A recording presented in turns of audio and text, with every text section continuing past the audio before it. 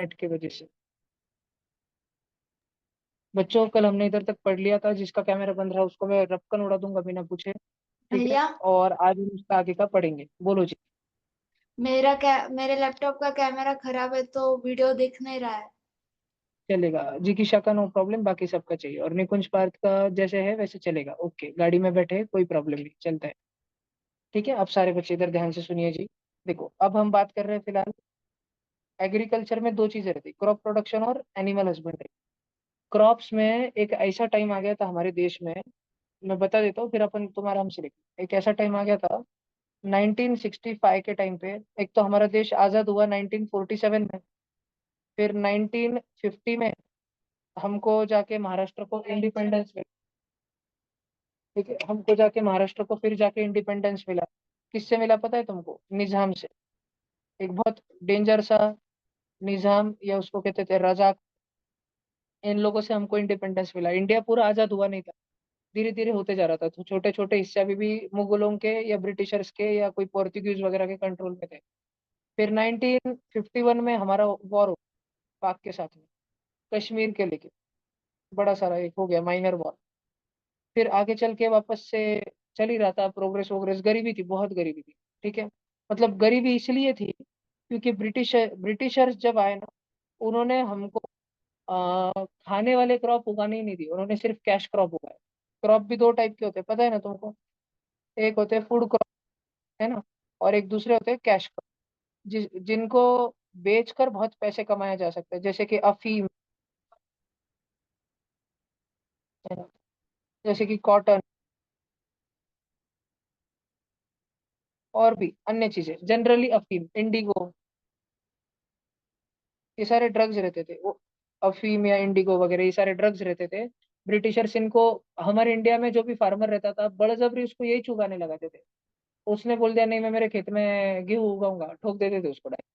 यही चुगाने लगाते थे। ब्रिटिशर्स कोई मुगलों से बहुत कम नहीं थे, एकदम उतने ही क्रूर जितना छावा में औरंगजेब, उतने ही क्रूर बिल्कुल। ठीक है, कुछ दया नहीं दिखानी उनको, बिल्कुल भी नहीं, थोड़ी भी। तो ऐसा वाला ओपीएम और कॉटन और इंडिगो ये सारी चीजें उगाया करते थे। अब इतने सालों में उन्होंने खेत की मिट्टी में इतना ओपीएम उगाया, इतना ओपीएम उगाया, 100 150 साल इतना उगाया कि वो मिट्टी एकदम बंजर सी हो गई। सॉइल पूरी की पूरी डिग्रेड हो गई। तो हमारे सामने बहुत सारे बड़े बड़े प्रॉब्लम थे। एक तो इरिगेशन था ही नहीं। सॉइल जो थी वो पूरी तरह बर्बाद हो चुकी थी, डिग्रेड हो चुकी थी। तो हम फर्टिलाइजर वगैरह डाल डाल के थोड़ा उगाने की कोशिश कर रहे थे। पानी सब तक था नहीं, फार्मर एकदम गरीब थे। भेड़ बकरी एकदम जिंदा ही नहीं रहते थे, लोग मर जाते थे भूख के कारण। और फिर आया वॉर वगैरह, बहुत चल रहे थे। 1965 में बहुत बड़ा वॉर हुआ, इंडो पाक वॉर। उसमें पाकिस्तान ऑफ कोर्स हार गया, हम जीत गए। लेकिन उस वॉर के चलते अगले कुछ वर्षों तक, 4 5 वर्षों तक, हम इतने गरीब हो गए और इतने भूखे रह गए कि हमारे और हमारी देश पर आक्रमण इतने हो रहे थे। तो देश को आक्रमणों से बचाने के लिए और देश में खाना उगाने के लिए, नौजवानों को प्रेरित करने के लिए एक स्लोगन दिया गया, जय जवान जो देश को बचाते हैं उन जवानों की जय, और जय किसान जो किसान अन्नदाता देश को खाना उगाकर खिलाते हैं देश के लोगों को, उनकी जय। जय जवान जय किसान, ये किसके द्वारा दिया गया? Late prime minister Lal Bahadur Shastri ji.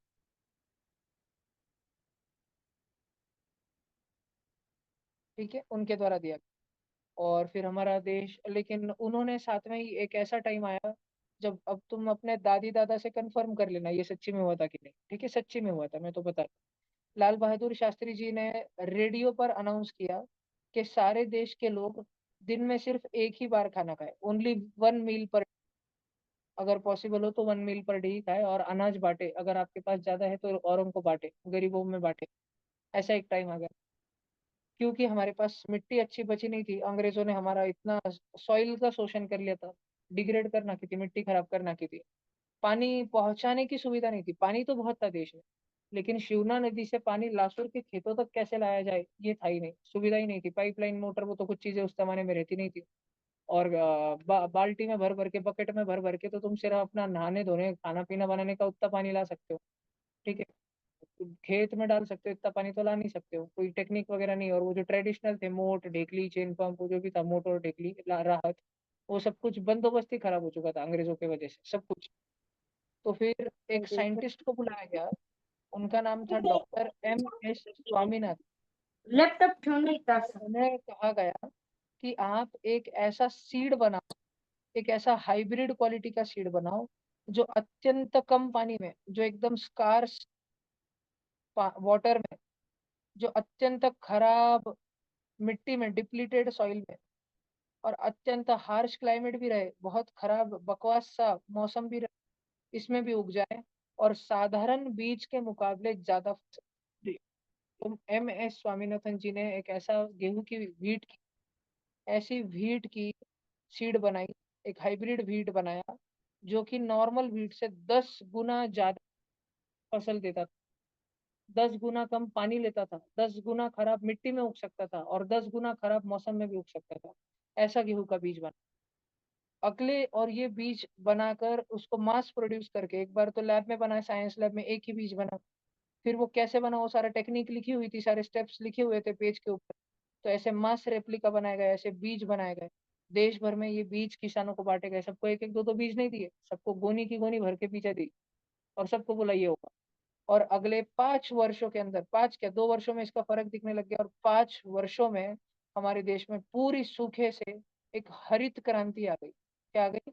हरित क्रांति आ गई। ध्यान रखने का सबने, ग्रीन रिवॉल्यूशन आ गया, जिससे भूखमरी से मरने वाले हमारे देश के न जाने कितने ही लोग बच गए, हमारा देश बन गया।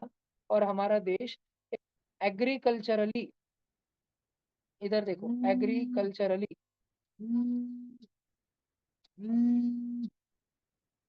एक सरप्लस कंट्री बन गया, एग्रीकल्चरली एक सरप्लस कंट्री बन गया। बात समझ आई क्या तुम बच्चों? एग्रीकल्चरली वो एक सरप्लस कंट्री बन गया, मतलब जिस देश में खुद के लोगों के लिए खाना नहीं था, सफिशिएंट नहीं था, उस भैया देश में इतना खाना बनने लग गया, इतना खाना उगने लग गया कि हम दूसरे देशों के लोगों को खिला सकते थे।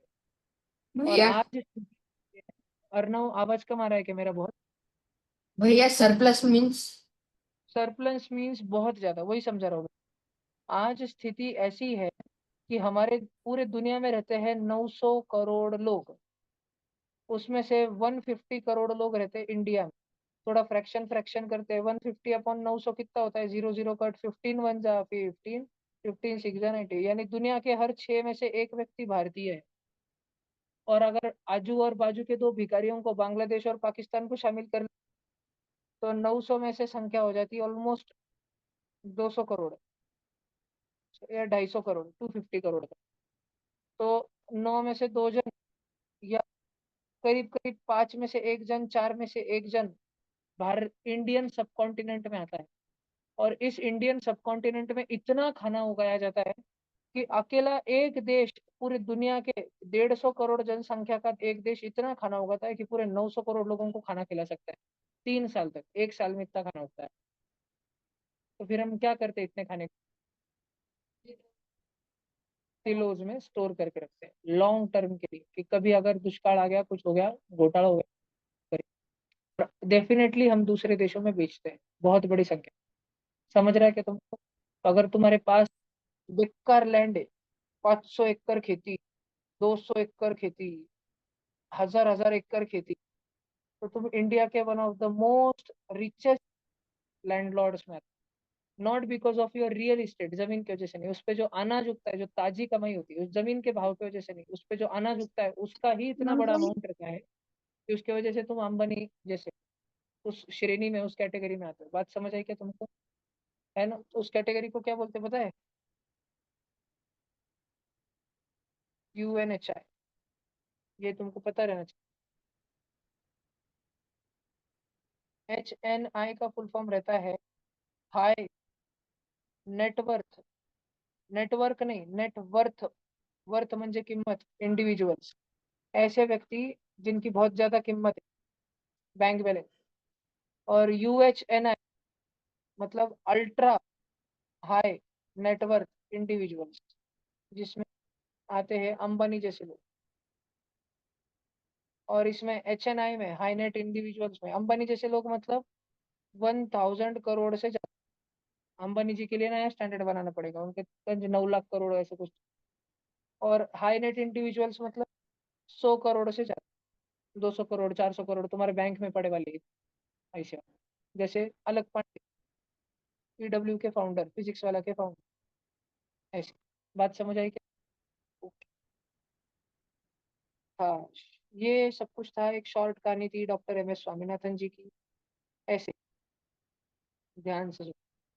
अभी हजारों वर्षों से जब भी हम, हमारे देश में कैटल तो रहती थी ऑफ कोर्स, हमारे देश में हम कैटल फार्मिंग तो करती थे, भेड़, बकरियां, और सबसे बढ़ के तो गाय, भैंस, ये तो रहती थी।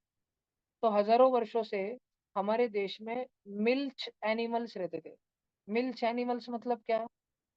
जो दूध बनाते, विच प्रोड्यूस मिल्क। ध्यान रहेगा ना तुमको, दूध बनाने वाले जानवरों की कोई कमी थी? कैटल की, गाय भैंस की कोई कमी थी? ये गाय भैंस से निकला हुआ जो दूध था, ये घर में आता था, और इसको पहले तो, सबसे पहले तो उबालते थे, इसका पैस्चराइजेशन करते थे, है। इसका पैस्चराइजेशन, इसको उबालते थे, घर में लाने के बाद उबालते थे, जिससे कि, और वो एक एटम बॉम्ब जैसा फटने को आता था, बंद करते थे, जिससे कि दूध फटता नहीं था, फिर उसके बहुत सारे प्रोडक्ट्स बनाते थे।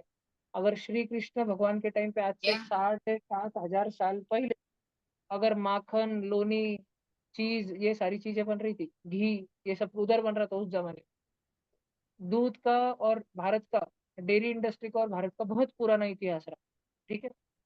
उसके पश्चात हजारों वर्षों में ऐसा हुआ कि मिल्क और मिल्क से जुड़ी हुई जो प्रथाएं थी हमारी, बड़े बड़े लेवल पर जो हलवाई लोग रहते थे, तुमने अगर कभी कार्टून देखा होगा श्री कृष्ण का, तो एक आधा हलवाई जो है, बड़े सारे कढ़ाई में आग लगा के बैठा है, दूध ऐसे घोट रहा है, ठीक है। नहीं तो यशोदा मैया कर रही है कुछ, तो बना रही चीज वगैरह, क्या बोलते हैं उसको, लोनी बना रही है, नहीं नहीं लोनी नहीं, मक्खन बना रही है, मक्खन बना रही है, ठीक है, योगर्ट वगैरह बन रहा है।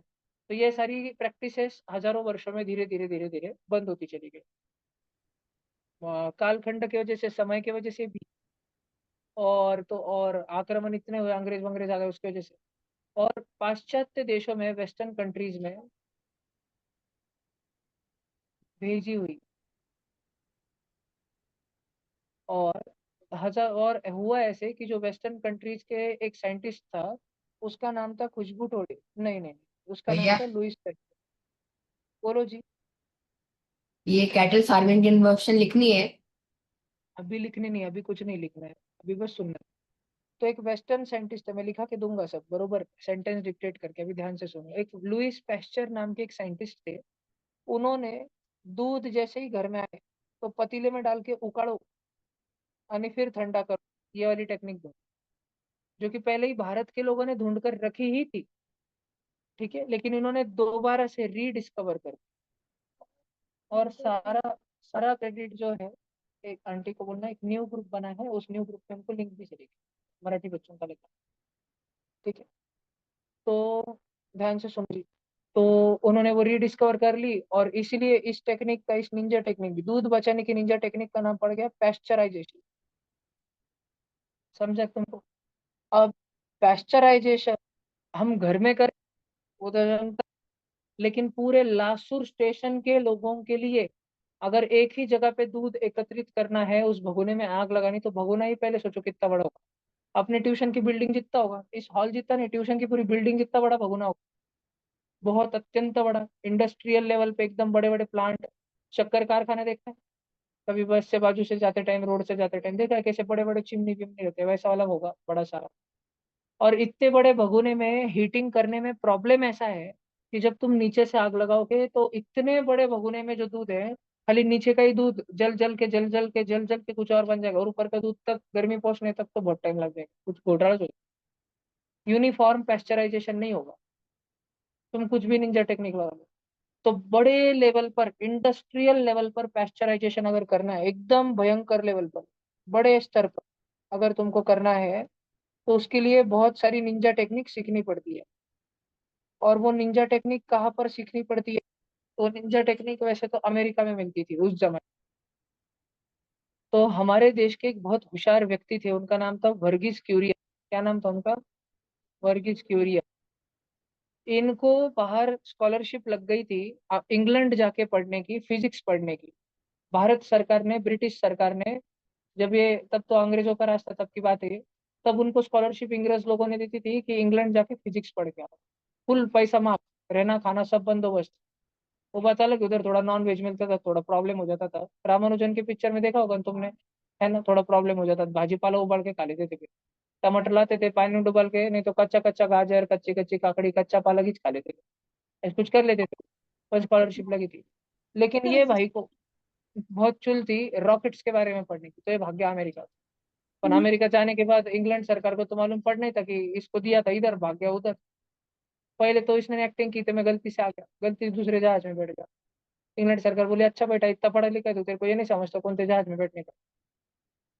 फिर जब गलती पकड़ी गई, तो वहां पे अमेरिका में जो इंडस्ट्रियल लेवल पर पाश्चराइजेशन होता था, वो इनको स्कॉलरशिप में सीखने गई।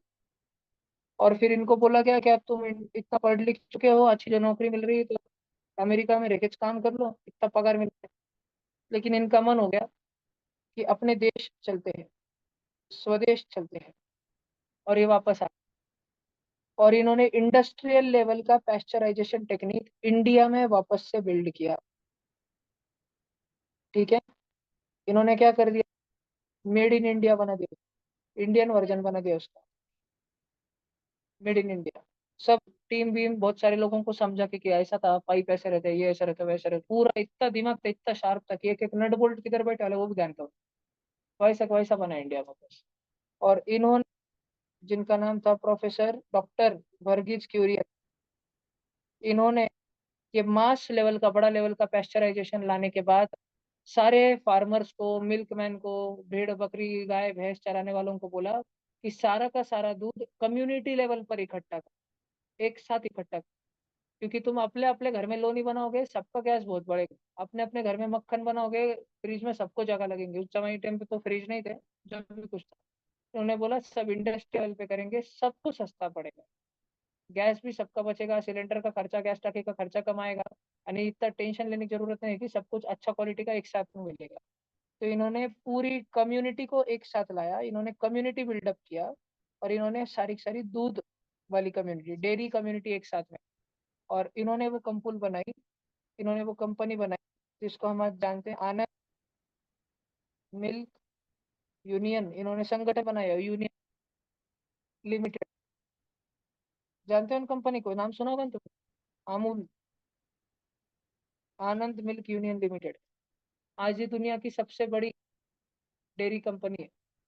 और तुमको तो खाली अमूल का आइसक्रीम मालूम है, कुछ कुछ बच्चों को चीज योगर्ट मालूम होगा, मेयोनीज वगैरह, कुछ बच्चों को दूध वगैरह भी, बटर वटर भी मालूम होगा।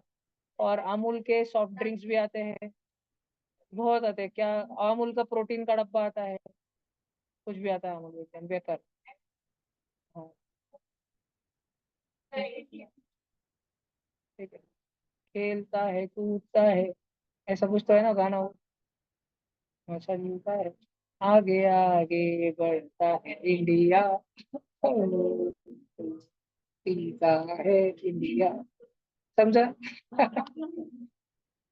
ये बहुत बड़ी कंपनी, दुनिया की सबसे बड़ी कंपनी, दुनिया की सबसे बड़ी, दुनिया का 80% मिल्क सप्लाई कंट्रोल करती है आज हम।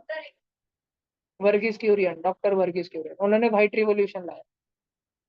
दुनिया का 80%, जिंदा नहीं, मर गए। वर्गीज क्यूरियन क्या, वो अच्छा, वर्गीज क्यूरियन एक क्रिश्चियन थे, और वो केरला से थे, केरला से। और एम एस स्वामीनाथन एक हिंदू थे, तमिलनाडु से। बोला है मैंने तुमको, तमिलनाडु वगैरह केरला में। अमूल के अभी अभी कौन सीईओ है, देख लेते हैं। उनके ऐसे बड़े बड़े कंपनियों में ना, जब तक ये बिजनेस कंपनी ना हो, कम्युनिटी कंपनी हो ना, तो ऐसे कंपनियों में वोटिंग से डिसाइड किया जाता है। हम लोगों की नहीं, उस कंपनी के जो बोर्ड मेंबर होते हैं, 10 15 20 जो सबसे बड़े अधिकारी, उनके वोट से डिसाइड किया जाता है कि अगला सीईओ कौन होगा। अभी है जयन मेहता, जयन मेहता। नेटवर्थ देखने क्या इनकी कितनी होगी?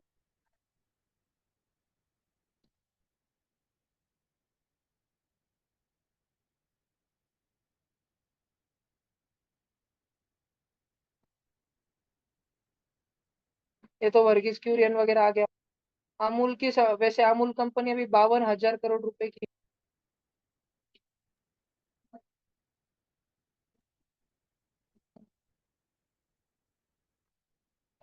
इन्होंने तो देखो सिर्फ मतलब उस जमाने में क्या था, उस जमाने के हिसाब से बड़ा था इनका एजुकेशन, बीबीए किया था। लोग आज एमबीए बीबीए सब करते रहते हैं, इन्होंने बीबीए किया था। ऐसे वैसे कोई बहुत बड़े इंस्टीट्यूट से नहीं, बस सरदार पटेल यूनिवर्सिटी। ठीक है, कम्युनिकेशन स्किल्स, अपन बात कैसे करते हैं, अपना स्वभाव कैसा है, ये बहुत मैटर करता है। इसके कारण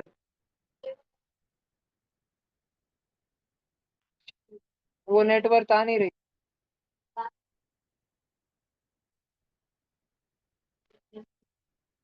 अभी क्या पता।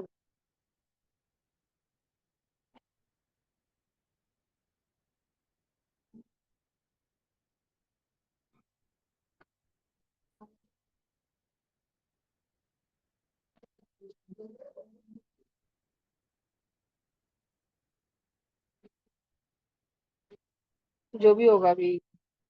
अब देखो ये फोर्ब्स की दुनिया की सबसे अमीर लोगों की लिस्ट। अब भी एलोन मस्क है, आज एक दिन में उनके 20,000 करोड़ रुपए का। ये लैरी एलिसन है, आज एक दिन में उनके 13,000 करोड़ रुपए बढ़ गए। फिर मार्क जुकरबर्ग फेसबुक। एक एक पूछता हो, एलोन मस्क पता है कौन है? फिर स्पेस एक्स और वो सारी बोरिंग कंपनी, न्यूरालिंक, वो सारी कंपनियां पता है ना? लैरी एलिसन कौन है पता है? ओरेकल नहीं पता तुमको? ओरेकल। मार्क जकरबर्ग कौन से कंपनी के फाउंडर है? फेसबुक अभी Meta. Meta. Facebook, WhatsApp, Instagram, Snapchat भी खरीदना था उनको, लेकिन कंपनी ने पीछा नहीं। फिर Jeff Bezos Amazon, Warren Buffett, ये long term hedge fund investor, ये कंपनियों को गिरा डालते हैं। आज इनकी बहुत सारी कमाई गिर गई। Larry Page Google, Bernard Arnold, ये फैमिली है, इनका फैमिली बिजनेस। इनके पास हजार 2 हजार साल से पीढ़ी दर पीढ़ी आता गया है। इनके पास कितने बंटवारे हो गए होंगे उसके संपत्ति के, और इनके पिता सब बचा है। सर्जरी भी और ये सारा सारा। ये जेंसन वॉन्ग, ये बहुत खतरी व्यक्ति। ये दिन में 18 घंटे, म्हणजे इनमें से ये 10 जन है ना, ये 10 में से 9 जन दिन में 16-17 घंटे मिनिमम काम करते, बहुत इफेक्टिव काम, बहुत। मतलब इनको दरवाजा भी खोलने का काम नहीं पड़ता, इतना ये टाइम नहीं इनके पास, दरवाजा खोलने का टाइम नहीं, तो खुले रहता। वो तो खोलने का रहता पहले से। इनके हर चीज के लिए लोग रहते हैं इनके पास। बिल्कुल, इनके सेकंड सेकंड जरूरी, तो 17 घंटे इफेक्टिव काम करते हैं दिन का। कितने तो, और इसमें जेंसन वॉन्ग बहुत इंस्पिरेशनल स्टोरी है बहुत। क्योंकि ऐसे समझ लो कि चाइना में वड़ा पाव के गाड़े पे, उधर चाइनीज में जो कुछ मिलता है उसके गाड़े पे काम करते थे, और वहां से लेके आज ये, और इसी एक ही जीवन के अंदर टेक्निकल एजुकेशन के दम पर, स्टेम एजुकेशन, इंजीनियरिंग के दम पर 220 मिलियन, मजाक नहीं भैया। दुनिया की सबसे महंगी कंपनी है इनकी, एनवीडिया। तुम्हारे जितने फोन कंप्यूटर, ये देखो ये लैपटॉप पे चिपके वाला Nvidia GTX RTX 400। S D card रहता है ना वो इसमें, एसडी ग्राफिक कार्ड रहता है ना तुम्हारा, ग्राफिक कार्ड की सबसे बड़ी कंपनी एनवीडिया, दुनिया की सबसे महंगी कंपनी, एप्पल से भी बड़ी, माइक्रोसॉफ्ट बड़ी बड़ी सबसे बड़ी एनवीडिया। सेमीकंडक्टर चिप्स बनाते हैं। फिर ये बिल गेट्स, ये family family, Rob Walton, Jim Walton, Mukesh bhai Ambani, Mukku बाबू, इंडिया। फिर उसके बाद में गौतम अडानी। मोदी जी का कहेंगे, ये पावरफुल लोगों की यादी थोड़ी है, ये दुनिया के सबसे अमीर लोगों की। पावरफुल लोगों की यादी में मोदी जी पहले 50 में तो होंगे पूरी दुनिया में। उसका कोई इंडेक्स नहीं है। लेकिन वो कौन सा देश कितना ताकतवर है उसका है, global power, fire power index.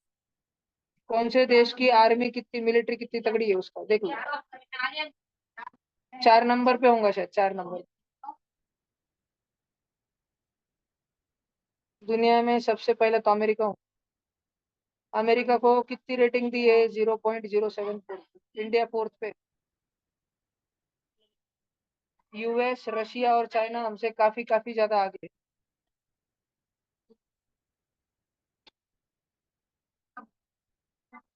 देखो,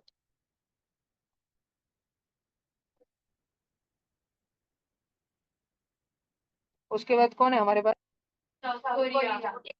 है ना, तगड़ी है। वो उनका पीआर अच्छा नहीं है, म्हणजे लोगों को उनका नाम दुनिया भर में मालूम नहीं रहता, लेकिन वो बहुत हाई फाई है। फिर इंग्लैंड, फ्रांस, जापान, पहले 10 में तो नहीं थे, बार बार। इस्लामिक इस्लामिक कंट्रीज में सिर्फ दो ही देश है ऊपर, तुर्की है और यूके, इंग्लैंड। हाँ अभी सब प्लांटेशन। हाँ वापस अभी। क्या तुम बच्चों को ही ध्यान रहेगा क्या? अब देखो तुमको ये कहानी वहानी लिखने की कोई जरूरत नहीं। तुम सब अपने दादाजी को पूछना, महाराष्ट्र वाले बच्चे, कि क्या रजाकर हत्याकांड हुआ था दादाजी, तब आप अपनी जान बचा के भागे थे क्या? जब महाराष्ट्र आजाद हो रहा था निजाम के चंगुल से, रजाकर हत्याकांड के समय आप अपनी जान बचाकर भागे थे क्या? जब तुम्हारे दादाजी तुम्हारे जैसे बच्चे थे, 6 7 8 में होंगे हो या 4th 5th में रहे होंगे, तब अपनी जान बचा के भागे होंगे। सारे हिंदू लोग भागे थे, तो इधर उधर भागिश रहे थे बचने। और फिर तुम बात करना कि क्या लाल बहादुर शास्त्री जी ने सच्ची में एक दिन में एक ही बार खाने को बोला था क्या?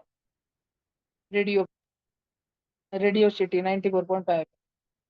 फिर उसके बाद में तुम अपने दादाजी को पूछना कि क्या उन्होंने अमूल की कहानी सुनी क्या? उनकी दुनिया उनके जमाने की बहुत बड़ी कंपनी थी। अभी घी की एक कंपनी फेमस, पता है तुमको? घी की बहुत फेमस, गोवर्धन। पहले एक कंपनी थी उसका नाम था डालडा, डालडा का घी। बहुत फेमस थी घी के लिए, स्पेशल कंपनी थी एकदम। जैसे फोन के लिए स्पेशल क्या है? IPhone, Apple, Samsung. एक आधी इसके लिए, बुक्स के लिए फेमस पब्लिकेशन कौन सा है? अरिहंत है, उस वाले। दो बहुत फेमस है, बड़े बड़े एकदम, बाकी उनका नाम ढक जाता है, इतने बड़े ये दोनों, अरिहंत और ओसवाल। ठीक है, ऑल इन वन तुम्हारे अरिहंत के रहते हैं ना सारे, है ना, और बाकी ओसवाल के सेट आते हैं बाकी। तो ये ऐसे ही घी में एक टाइम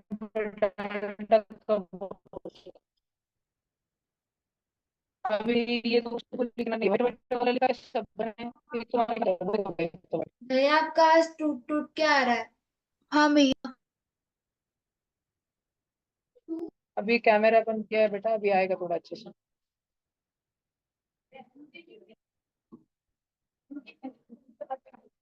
एमटीजी, हाँ एमटीजी की बहुत बिकती नहीं थोड़ी बात। एमटीजी की बुक अभी के इसलिए तो है ना, स्वयं के एग्जाम कर रहे स्कूल, इसलिए तो वर्क बुक बिकती फिर होंगी 50 50 100 100 रुपए की, कवर पेज पे। हाँ वो तो सब आधे जन एमटीजी चूज करते हैं इंडिया में से। गरज चलता है, अब देखो मैं भी तुमको एमटीजी प्राइवेट से पढ़ा रहा हूँ, ठीक है, कोई बात नहीं, चलता है, एक टाइम के बाद नेसेसरी हो जाता है। अभी हमको, समझो, ट्यूशन की डायरी यूज नहीं होती क्योंकि मेरा मैनेजमेंट मेरा बहुत घोड़ है। हाँ नहीं, अगर जी भी तो फिर वो रोज का होमवर्क देना, स्ट्रिक्ट रूल रहना चाहिए, 7:55 को अलार्म, 5 मिनट लास्ट को रोज होमवर्क किस लिख के देना, भले ही क्लास में 50 मिनट ही पढ़ना हो पर होमवर्क देना, ऐसा करना है strict। ये एक तो आवरावरी चल रही है रोज।